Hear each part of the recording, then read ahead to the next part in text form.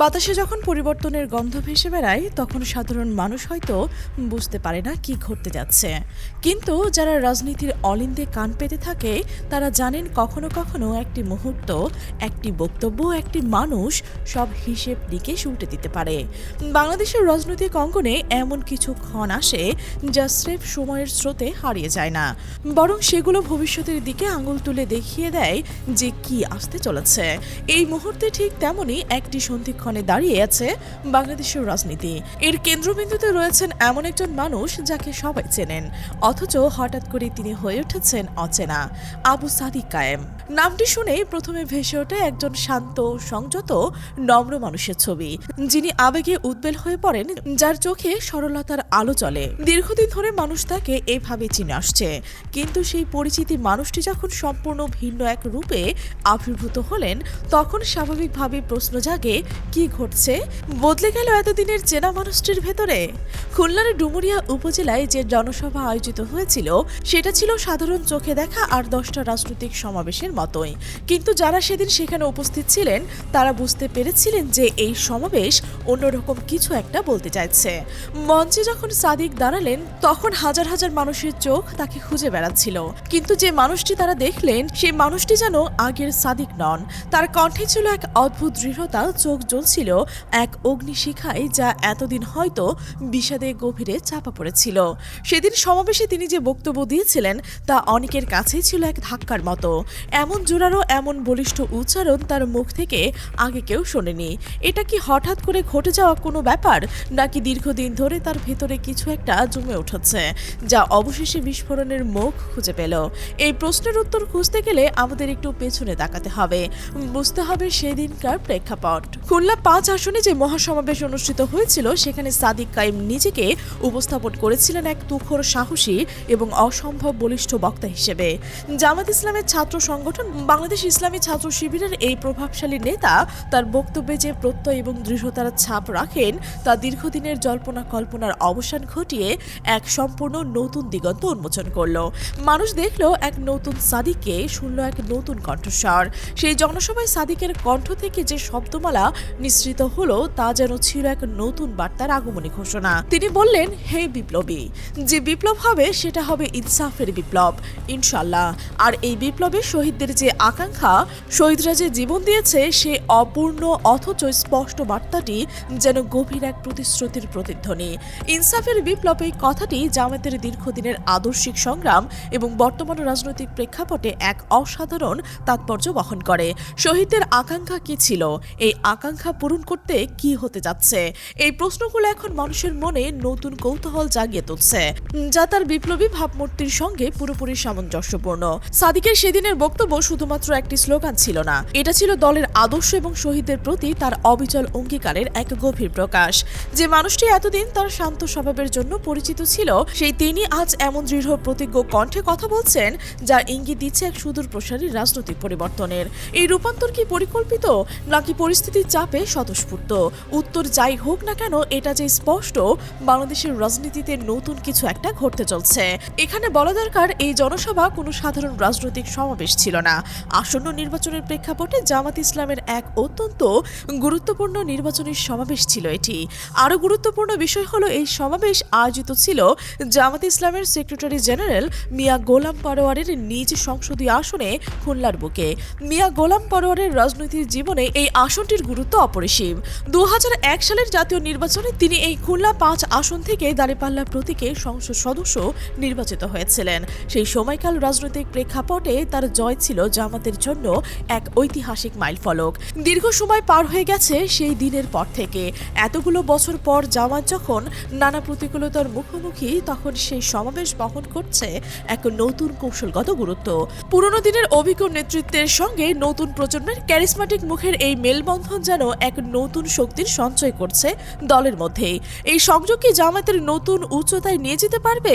সেই প্রশ্নের উত্তর সময় বলে দেবে, কিন্তু আপাতত যা দেখা যাচ্ছে তা যথেষ্ট উত্তেজনাপূর্ণ।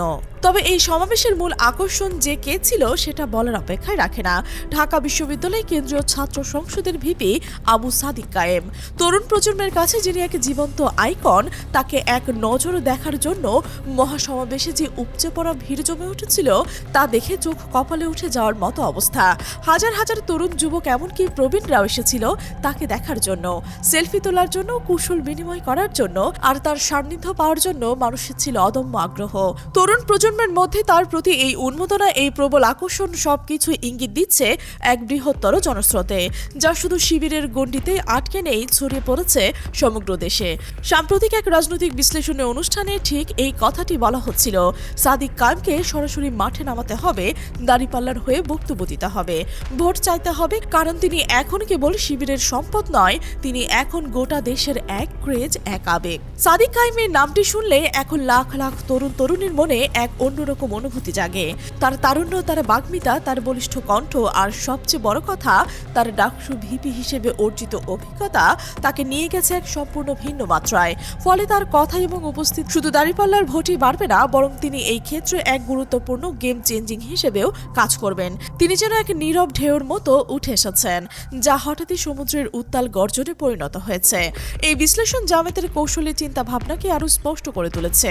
সাদিক কায়েমের মতো একজন জনপ্রিয় তরুণ মুখকে মাঠে নামানোর প্রয়োজনীয়তা তার অনুভব করছেন। অন্যান্য রাজনৈতিক দল জনমত আকর্ষণের জন্য ভিন্ন ভিন্ন পথ অবলম্বন করছেন।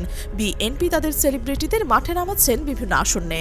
পরিচালক মাহবুব রশিদ বান্না, ফুটবলার আমিনুল, পরাজিত ভিপি আব্দুর রহমান খান, খলনায়ক বিশ্বজিৎ থেকে শুরু করে মৌসুমী বা ন্যান্সির মতো পরিচিত মুখগুলোকে সমাবেশে হাজির করছেন। ফলে স্বাভাবিকভাবেই তাদের সমাবেশে তরুণরা আসছে, কেউ গান শুনছে, কেউ বা দেখতে আসছে। এই কৌশল এক ধরনের জন আকর্ষণ তৈরি করছে, যা মূলত বিনোদন ভিত্তিক। কিন্তু জামায়াতের ক্ষেত্রে, বিশেষ করে সাদিক কায়েমের মাধ্যমে যে আকর্ষণ তৈরি হচ্ছে, তা কেবল বিনোদন বা পরিচিত মুখের মুগ্ধতার ঊর্ধ্বে। এর পেছনে রয়েছে একটি শক্ত আদর্শিক ভিত্তি এবং তরুণদের এক নতুন উত্থান। এই পার্থক্য বোঝা দরকার। বিনোদন দিয়ে মানুষকে আকৃষ্ট করা এক জিনিস, আর আদর্শ দিয়ে মানুষের হৃদয় জয় করা সম্পূর্ণ অন্য জিনিস। জামায়াতের একটি বড় শূন্যতা ছিল, যা দীর্ঘদিন ধরে অনুভূত হচ্ছিল। আল্লামা দেলোয়ার হোসেন সাঈদীকে হারানোর পর নির্বাচনের মাঠে জনসমাবেশে জনতা টানার মতো তেমন কোনো বক্তা বা জনপ্রিয় মুখ ছিল না। সাঈদীর অনুপস্থিতি জামায়াতের রাজনীতিতে এক বিশাল শূন্যতা তৈরি করছে, যা পূরণ করা বেশ কঠিন বলেই মনে করা হচ্ছিল। মিজানুর রহমান আজহারের কথা শোনা গেলেও তিনি সম্ভবত রাজনীতির এই কাদায় গা মাখতে রাজি নন, এবং বক্তব্য দেওয়ার সুদৃঢ় ক্ষমতা থাকলেও রাজনীতির মঞ্চে তার সরাসরি অংশগ্রহণ নিয়ে বরাবরই একটি অনিশ্চয়তা বিরাজ করছে। এই প্রেক্ষাপটে সাদিক কায়েমের আগমন জামায়াতের জন্য এক নতুন আশার আলো হয়ে দাঁড়িয়েছে। তিনি যেন দাঁড়িপাল্লার ব্র্যান্ড অ্যাম্বাসিডর হিসেবে নতুন দায়িত্ব কাঁধে নিয়েছেন। তার এই ভূমিকা কেবল একটি দলের মুখ হিসেবেই নয়, বরং এক নতুন প্রজন্মের প্রতিনিধি হিসেবে, যে প্রজন্ম দেশের ভবিষ্যৎ নির্মাণে বদ্ধপরিকর। তবে সাদিক কায়েম একা নন, তিনি পুরো একটা টিম নিয়ে বের হয়েছিলেন। এটা যেন এক ইলেকশন এক্সপ্রেস বা সাদিক এক্সপ্রেসের মতোই কাজ করছে। এই নির্বাচনী ট্রেনে শুধু ডাকসু ভিপি GS নন, রয়েছেন ডাকসু এবং রাকসুর ভিপি GS রাও। এটি জামাত শিবিরের তরুণ নেতৃত্বের এক সম্মিলিত উদ্যোগ, যা দেশের তরুণ প্রজন্মকে আকৃষ্ট করতে সক্ষম। সম্প্রতি রাজশাহী চাঁপাইনবাবগঞ্জে নুরুল ইসলাম বাবুলের নির্বাচনী সভায় সাদিক কায়েমের সঙ্গে ছিলেন শিবিরের কেন্দ্রীয় সভাপতি জাহিদুল ইসলাম চাষী এবং রাকসু ভিপি মোস্তাকুর রহমান জাহিদ। এই ফুল প্যাকেজ একসাথে প্রচারণায় নামা যেন এক অভূতপূর্ব ঘটনা। এটি কেবল একটি কিছু জনপ্রিয় মুখের সমাবেশ ছিল না, এটি ছিল এক শক্তিশালী বার্তা। তরুণ নেতৃত্ব এখন ঐক্যবদ্ধভাবে একটি সুনির্দিষ্ট লক্ষ্যে কাজ করছে। এই সম্মিলিত প্রয়াস জামায়াতের দীর্ঘদিনের এক রাজনৈতিক কৌশলের এক নতুন মাত্রা যোগ করেছে। একের পর এক জনসভায় তরুণ নেতৃত্বের এই উপস্থিতি দেখে মনে হচ্ছে বাংলাদেশের বুকে যেন এক নতুন দাঁড়িপাল্লার ঝড় উঠেছে। জনমানসের মুখে মুখে শোনা যাচ্ছে দাঁড়িপাল্লার জয়ধ্বনি। নির্বাচনী জনসভায় জামাত শিবিরের এই তরুণ নেতৃত্বের সঙ্গে নেওয়াটা তাদের এক সময় উপযোগী ও দারুণ সিদ্ধান্ত হিসেবে বিবেচিত হচ্ছে। ডাকসু, রাকসু এবং জাকসু সহ বিভিন্ন ছাত্র সংসদ ভিপি GSরা এখন জামায়াতের নির্বাচনী প্রচারণায় নামছেন। তখন সাধারণ মানুষ, বিশেষ করে তরুণ প্রজন্ম, তাদের কথা শুনতে আগ্রহী হয়ে উঠেছে। গ্রামের মানুষ, গ্রামের মায়েরা বোনেরা তাদের দেখতে আসছেন, তাদের কথা শুনতে চাইছেন, এবং এই সরাসরি যোগাযোগ এবং তরুণদের প্রতিশ্রুতির বার্তা সাধারণ মানুষের কাছে দ্রুত পৌঁছাচ্ছে, যা এক নতুন জনজোয়ারের ইঙ্গিত বহন করছে। সাদিক কায়েমের কর্মব্যস্ততা এবং কৌশলগত প্রচারণা বিস্তার লক্ষ্য করার মতো গতকাল তিনি জামায়াতের দুটি নির্বাচনী জনসভায় যোগ দিয়েছেন, একটি খুলনা এবং আরও একটি যশোরে। এটি তার ভৌগোলিক বিস্তার এবং একাধিক এলাকায় একই সময়ে প্রভাব বিস্তারের ক্ষমতার প্রমাণ। এদিকে ডাকসুর জিএস ঢাকা বিশ্ববিদ্যালয় শিবিরের সভাপতি এস.এম. ফরহাদ সিলেটের মোহাম্মদ সেলিম উদ্দিনের নির্বাচনী জনসভায় যোগ দিয়েছেন। এই ঘটনাগুলো প্রমাণ করছে যে জামায়াতের কেবল এক দুটি আসনে নয়, দেশের বিভিন্ন প্রান্তে একই সাথে তাদের তরুণ নেতৃত্বের দিকে প্রচার অভিযান চালাচ্ছেন। সব মিলিয়ে রাজনীতিতে এক নতুন খেলা জমে ক্ষীর হয়েছে। যদি এই সাদিক এক্সপ্রেস দেশের ৩০০ আসনে একবারের জন্য হলেও হাজিরা দেয়, কথা বলতে পারে, বক্তব্য দিতে পারে এবং ভোট চাইতে পারে, তাহলে জামাতের যে গণজোয়ার সৃষ্টি হবে তা থামানোর সাধ্য বিএনপি, ছাত্রদল, যুবদল, স্বেচ্ছাসেবক দল আর মহিলা দলেরও থাকবে না। এটি একটি উচ্চাভিলাষী লক্ষ্য হলেও এর কৌশলগত গুরুত্ব অপরিসীম। দেশের প্রতিটি কোণায় তরুণ নেতৃত্বের এই বার্তা পৌঁছে দিতে পারলে এক নতুন প্রজন্মের রাজনৈতিক সচেতনতা এবং সক্রিয়তা সৃষ্টি হতে পারে, যা বাংলাদেশের রাজনীতির প্রেক্ষাপটে এক দীর্ঘস্থায়ী পরিবর্তন আনবে। সাদিক কায়েম এবং তার সঙ্গীরা যেন নতুন রাজনীতির সংস্কৃতি এবং কৌশল নিয়ে এসেছে। তবে এতটুকু নিশ্চিত যে বাংলাদেশের রাজনীতির মাঠ এখন এক নতুন অধ্যায় সূচনা করছে, যে ঢেউ হয়তো আগামী দিনগুলোতে আরো জোরালো হয়ে উঠবে। প্রিয় দর্শক, রাজনীতির মাঠে সাদিক কায়েমের মতো এমন তরুণ নেতৃত্বের উপস্থিতি আপনি কিভাবে দেখছেন? আপনার মূল্যবান মতামত অবশ্যই কমেন্টে জানাবেন। আর আপনি যদি আমাদের চ্যানেলে নতুন হয়ে থাকেন, অবশ্যই সাবস্ক্রাইব করে বেল আইকনটি বাজিয়ে রাখুন, যেন পরবর্তী বিশ্লেষণধর্মী প্রতিবেদন সবার আগে আপনার কাছে পৌঁছয়।